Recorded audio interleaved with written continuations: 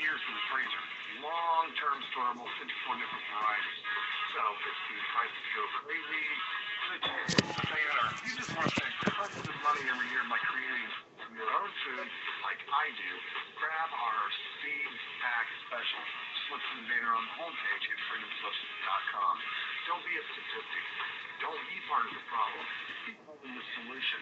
We need as humans to start taking care of ourselves and not depending on the megacorps to provide unhealthy, nasty food. Included in this package is also a DVD with 900 survival and off-grid living documents and the offline foam canning how to do everything website all on the DVD.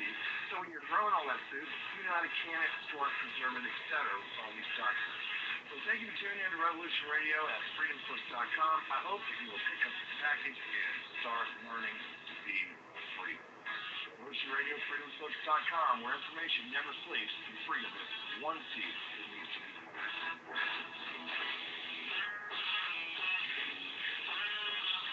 What are we doing live? Keep going to the sun.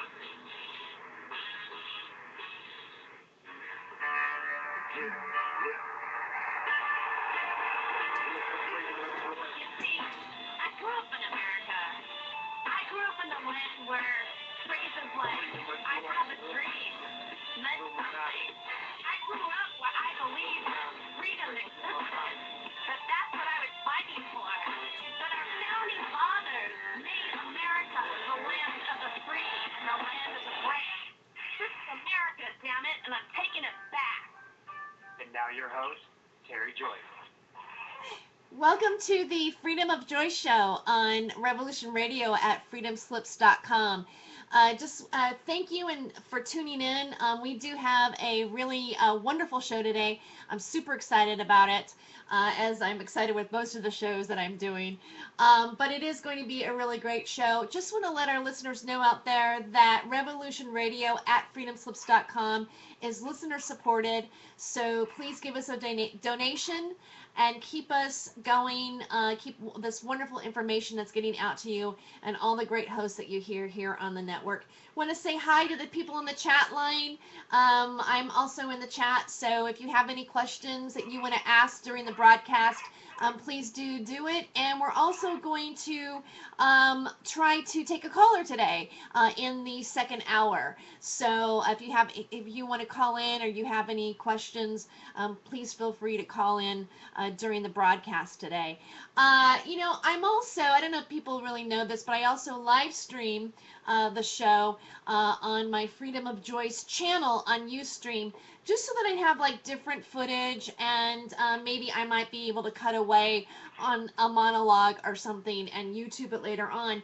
And if you are in, right now there's nobody looking at me in my Ustream, but later on I am going to upload this if it turns out well. I'm actually wearing an Obama hat. I have an Obama red hat with it's rhinestones across my head, and it says Obama on it. And I actually bought this hat in 2008 during the when Obama was running for president for the first time. And I was at the Agape Spiritual Center, where, when you come out, of the services, there are just tons and tons of like produce, food, vegan food, artwork, all kinds of things. And it was during the time when Obama was running for president, and there were these paintings of him where he just he looked like he was iconic before he even became president. They had Rastafarian colors. I mean, I'm sure the same things that you see on the internet in terms of pictures where these like he was already Bob Marley before he became president. He was he represented something just so, and hope you can believe in. Change you can believe in.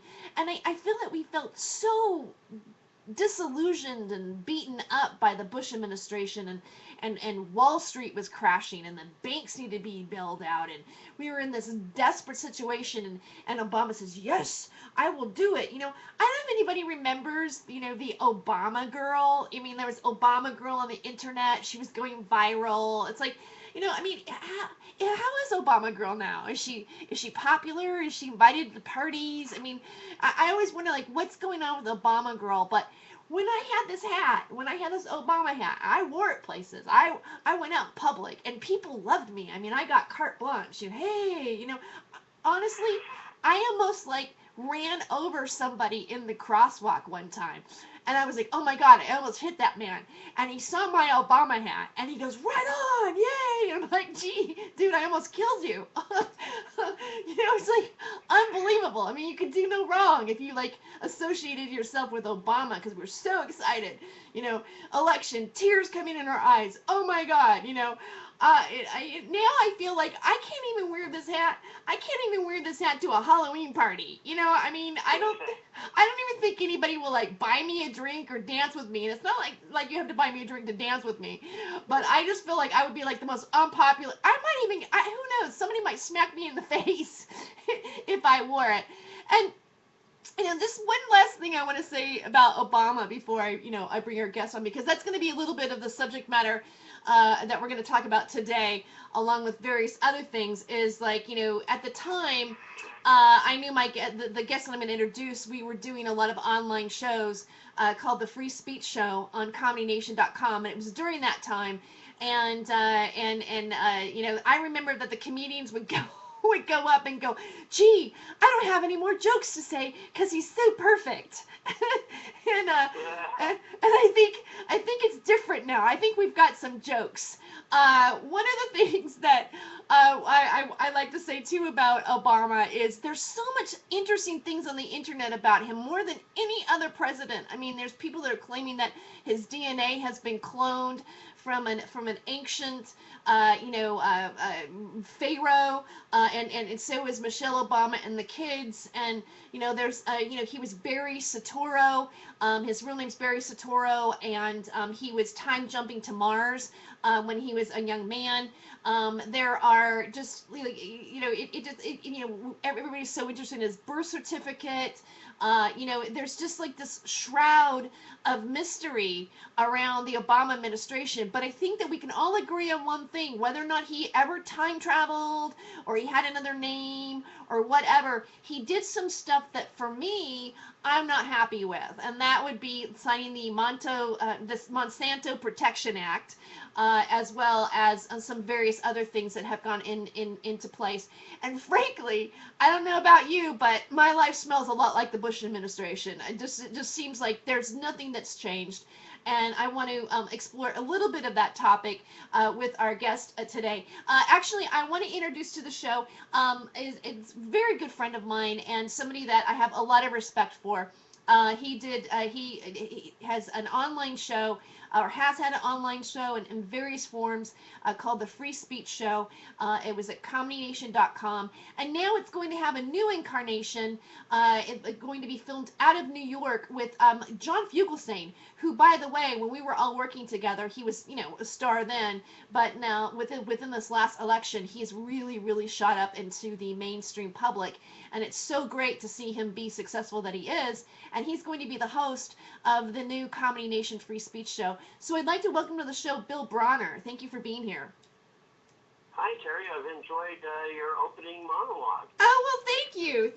I'm glad you enjoyed it. I've been thinking about it for a while of doing this subject matter and this hat, because even when I bought it, I thought, hey, I wonder if what's going to happen later on with this hat, if it's going to have the same sort of impact on people. And so it was fun to do a little riff on it. Finally. Yeah. Well, my mind was racing when you were talking about Obama, because when he announced his candidacy on the Capitol steps in Illinois, and that speech, and it was very well produced, and he was like, Hollywood could not have done a better job of making this guy look like sent from God to lead us out of bullshit. Yeah. I'm sorry, I'm not allowed to say that on this network. To lead us out of baloney. But anyhow,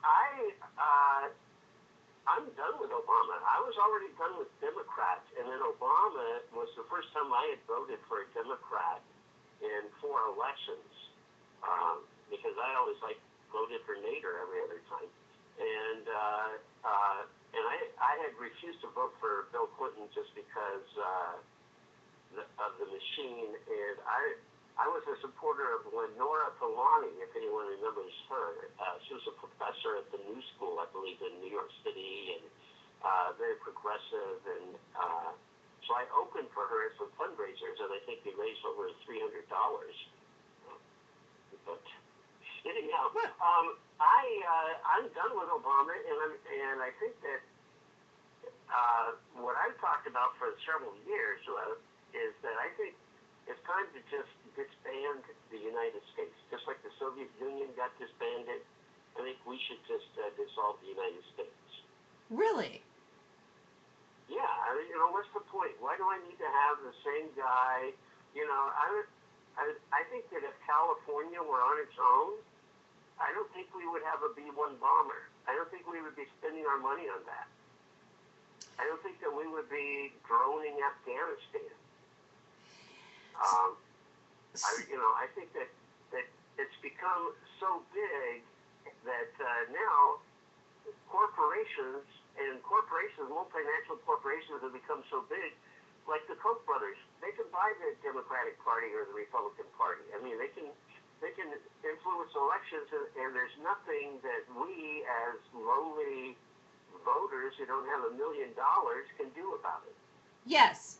Well, it does appear that the lobbyists and the corporations are running our country, and we are definitely not America anymore, as we were before. I agree with you on that.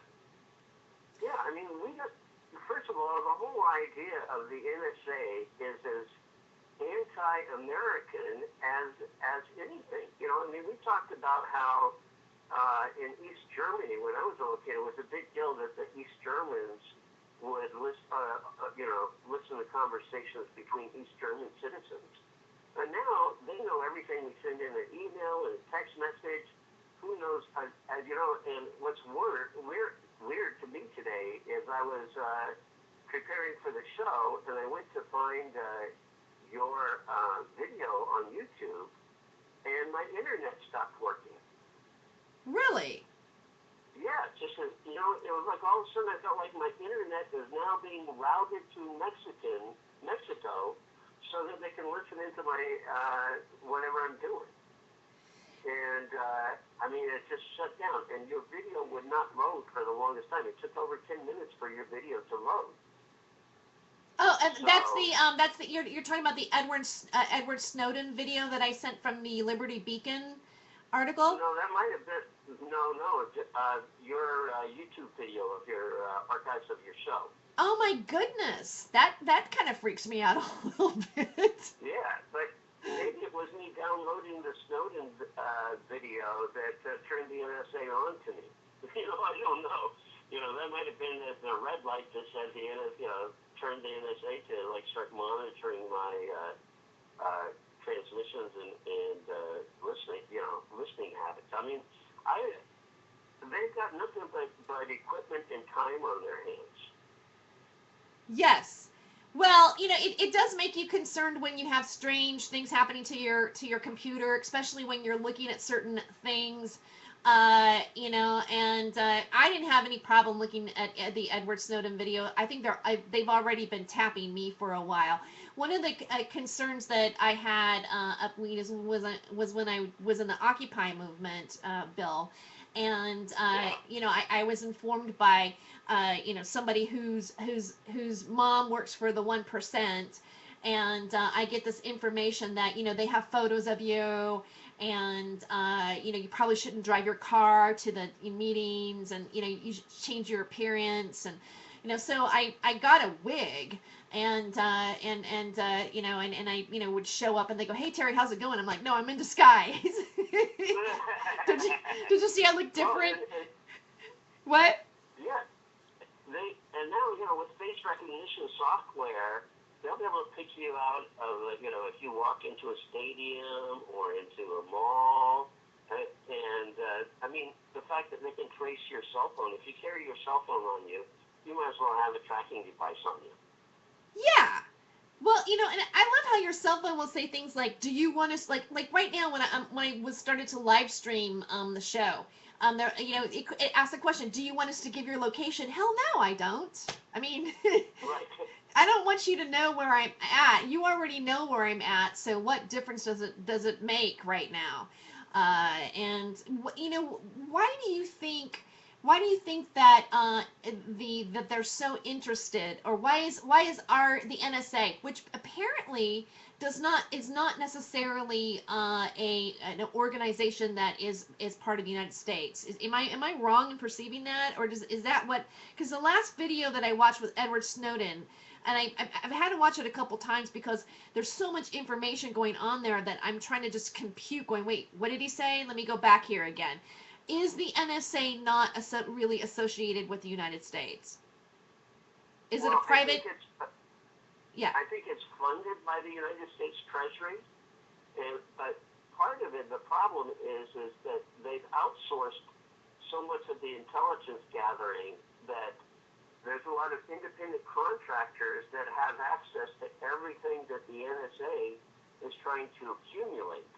So in that video with Eric Snowden, he was talking about just if you're part of one of the private contractors and you know your way around computers and through the safety net that is in place to keep people out, is he could have wiretapped the President of the United States, was what he was saying. And this is a guy who was just a pawn in an office somewhere that they didn't even know what he was doing. Yeah. Yeah. Well, he definitely did come out and start saying things. What do you feel about the people who are calling him a traitor, or that they're viewing him as a traitor? You know what? Those are the same people that would be, protecting the pedophile priest in their church. I mean, I feel like he was a patriot, and especially after watching this interview by the German journalist, he came off as more articulate than almost any 30-year-old person I've had the opportunity to listen to recently. Yes. And his patriotism, he defended what he did by saying, I didn't sell these secrets. The Espionage Act was passed to prevent people from selling secrets to the enemy. I was revealing the secrets of a government run out of control to the American press and giving the American people the information that they had the right to know.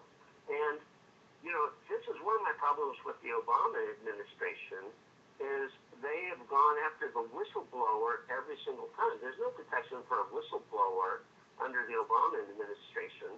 And every time that someone has blown a whistle, they try to, prosecute them criminally, including who was the private who was in the military who released all those Pentagon... Bradley Manning, isn't it? Bradley Manning? Yeah, Bradley Manning, exactly. And when you see what happened to Bradley Manning, you understand why Snowden didn't want to come back home and face the United States. I mean, part of what's wrong with the Patriot Act was that if you were served with some kind of a warrant under the Patriot Act, you weren't even allowed to discuss that with your lawyer. That's unbelievable. Yeah. Yeah. I mean, so who are you supposed to talk to? And how do you know whether or not they have the right to do that to you? Well, it's definitely, being convicted of something and incarcerated and put in prison without having, a trial of your peers or a way to defend yourself. And therein lies, I feel like, what's the scariest thing about this is that if he doesn't have any rights, if he can't defend himself for doing what he believes was for the American people, was the most patriot thing to do, was the most American thing to do, and yet he's going to go back as a criminal for it. What kind of protection do we have at this point? We have the NDAA, that we can be tried for as a domestic terrorist. I mean, you could be a vocal activist and they could say, well, they did this, this, and this, and so now we have the right to put them in jail or to imprison them without giving them a trial. That's what. Right. There's no right of habeas corpus anymore. And Obama in his campaign had promised to restore habeas corpus. And then as soon as he took office, they renewed the Patriot Act. They didn't restore habeas corpus. So they can hold you without charges indefinitely if they deem that you are a threat to national security. Well, this worries me because, if they are, I mean, okay, let's say that they're collecting right now. Let's say they've been tracking me, and they've been tracking you, or now they're, tracking you apparently from today. Or whatever, let's say they're listening to this conversation, they're, saying, well, this person did this, this, this, they've got your cell phones, they're listening to your conversations. I mean, like, I personally have conversations with, several different activists. I have conversations with people that have been on trial, especially in the marijuana or medical marijuana, I don't want to say industry, but nonprofit if it's medical marijuana in California, where, I've done, legal defense shows for people that were on trial, all those kind of things, who knows who's tracking that through line of conversation and associating with you, or even, looking to bust somebody for, for selling or for whatever, because you're associated with them as well. I mean, that's why at some point I became, super careful, when somebody would call me up and go, hey, Terry, you think you can hook me up? I go, I can't really have this conversation with you online. I mean, at first, yeah. There's a chilling effect. I mean, just knowing that they're going after this thing discourages you acting within your constitutional rights. Yeah, it does. And there's also the data that came out that they were tracking people who were doing Occupy. They did get into their cell phones. They were looking at their data. They were looking at people that were protesting, which again, according to what we thought was American, or was part of our Constitution, or what we were allowed to do, we thought we were allowed to, peacefully assemble for whatever cause or agenda that we wanted to stand up for. And now you do that, and you're being followed. Yeah, and essentially, the NSA is doing that for corporate America. I mean, if you're part of Occupy, that was part of, it's time to get rid of the financial status quo. We need free education. We need, higher wages, living wages. We need opportunity, and it was corporate America and essentially big banking that the government was doing the dirty work for. But here's the thing about with corporate America, and and also not wanting to give free education, or not wanting to raise the minimum wage for people, or not wanting to give enough money for people to actually really be able to take care of themselves, seems like it's counterproductive to us being able to buy their products. Well, and I think that's where we're finding ourselves is now, because wages haven't kept up. Like, there hasn't been an increase in the minimum wage in, 7 years now? Yeah. And, how much have rents gone up in the last 7 years? Drastically. Oh, yeah. About the only thing cheaper in the last 7 years is cell phones, which is now really just a way to track you. Right. So, why not just hand you a device we can spy on you with for free, as long as we can keep up with what you're doing? But no, I think that now they're finding out that Walmart is hurting because the people who shop at Walmart can't afford to go to Walmart now even. And the fact that they're cutting off food stamps for all of these people, what do they think people are going to do? Let their families starve to death rather than go and shoplift food or rob somebody? Or I mean, it's unbelievable. It is very frightening right now. The food stamp situation it has become a concern, for me, and for the people that I know, and for families. That is a very frightening thing. I mean, and again, how are we going to? Is it going to affect the sale of produce? It just seems like, the more you take something away, even if it's government supported, it's going to like cause the market to decline as well. I don't know. And here's what I think we need to think about as far as planning for the future is in the last 15 or 20 years, because of the internet, because of computers, because of robots, there's not as much of a demand for labor as there has been. And the other thing is, if I'm trying to save money now at my credit union and they tell me they're going to pay me 0.5% per year to put my money in savings with them, the whole idea of capitalism is based on a shortage of capital. And if there were a shortage of capital, interest rates would be higher than 0.5%. So we need to think about a post-capitalist society. There's no longer a shortage of capital, and there's no longer a shortage of labor. Bill, I wanted to ask you, get back to America, disbanding and, not being, the way it is. Like, what would that look like? We would all just be individual states at this point, sovereign. If we did. Right. Essentially, the governor of California would become the president of California. Oh. And, California would print its own money, decide how much of its resources it wanted to allocate to higher education and to health care and to, what the tax rate on the rich would be, all those things. Because I think in California, taxes on the rich would be a lot higher than if we were part of the United States as a whole. Yeah. Because people want to live here. People want to make money here. I mean, if you want to be in the computer business, Facebook came to California.